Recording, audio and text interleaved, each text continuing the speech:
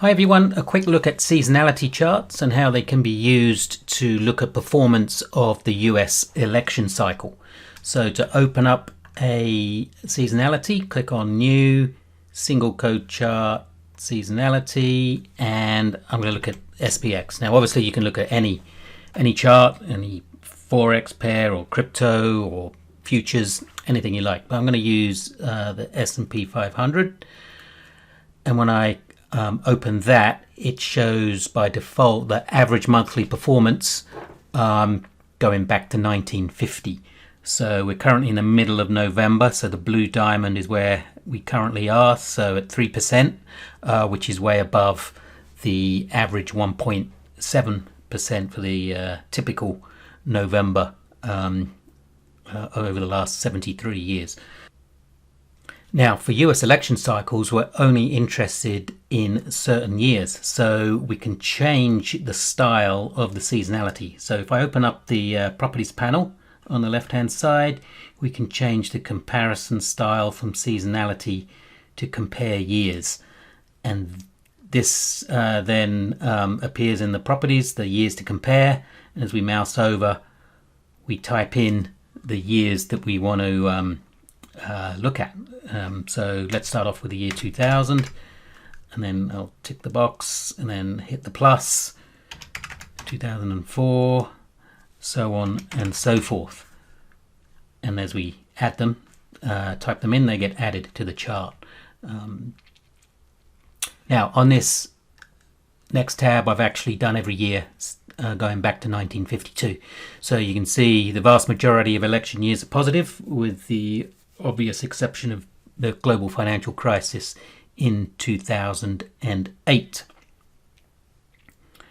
Now the next tab is for the midterms, which obviously just occurred last week. So we had a couple of questions about how to look at the performance of midterm election years. So again, it's years to compare. Just change them to the to those years between the US elections.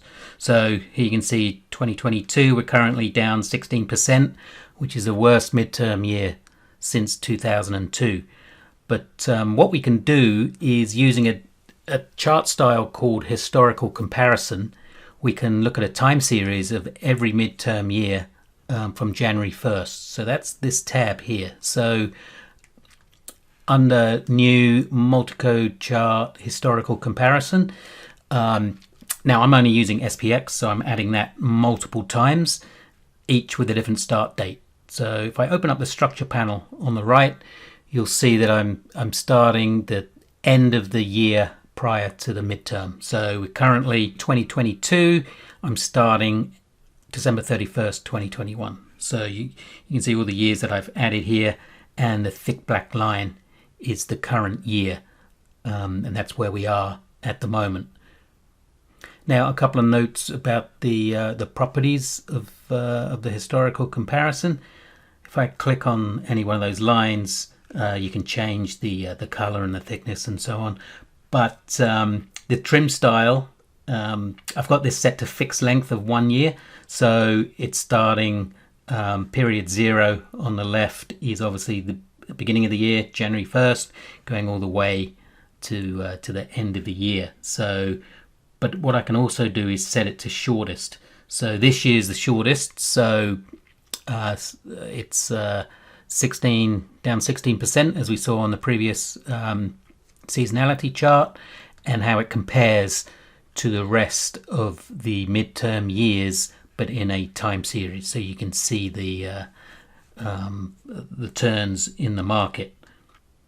But on the next tab, I've started the historical comparison from the end of September for each year, so the fourth quarter for each midterm year, and see how it compares. Now again, the thick black line is this year, and at the moment at 11% since the end of September, it's the best performing fourth quarter of the midterm years since 1990. But as you can see, 1998 had a pretty strong fourth quarter, up 21% just in the last 3 months of the year. So this year we'll need a bit of a rally into the end of the year to overtake that. Now what I have done is put this workbook on the forum. So if you go to the forum.optuma.com, it's under the, let me scroll back up to the top. It's in the general discussion section, but if you click the magnifying glass there and type seasonality, you should be able to find it. It's actually an old thread, but if you scroll down to the bottom, I've updated it with the historical comparison chart and also the workbook there that you can save and open for yourself. Hope that's been helpful. As always, if you have any questions, please let us know. Thanks very much.